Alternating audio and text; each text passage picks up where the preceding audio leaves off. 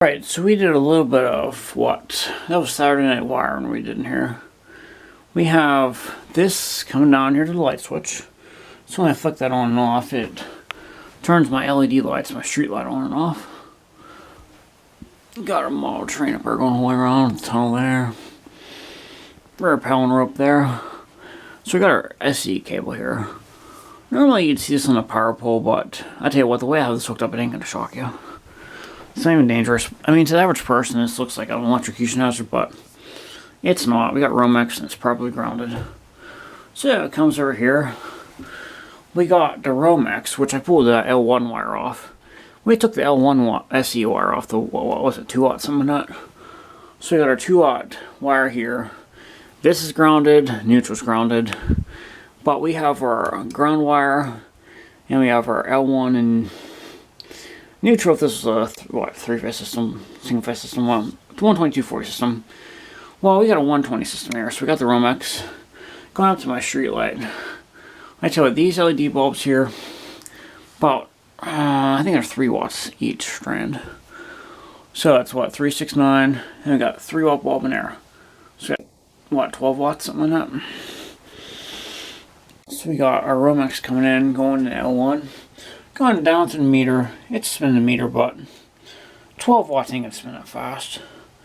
We actually have it going down here, looping through here. I tell you what, it's all one continuous piece of Romex all the way through the circuit breaker. I mean, it goes to the meter.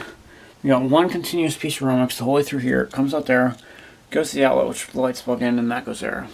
I also got my train plug in there. And here's my train controller for the train around the ceiling. It's gonna plug in there too.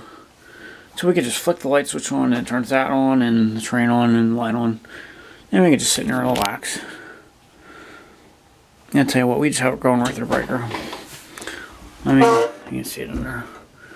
It's not even connected to anything in there, it just loops right through. I tell you what, I did the same thing down here. Ripped the L1 wire out, just shoved the Romex right in there. So we got that.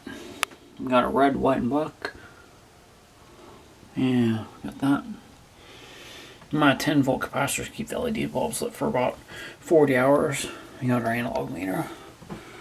And that's about it. My little wiring project.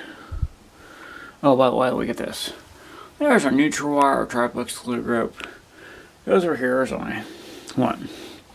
Residential, low powered 3-phase commercial, high powered 3-phase commercial, low powered industrial, and we got our high powered industrial 480 in that.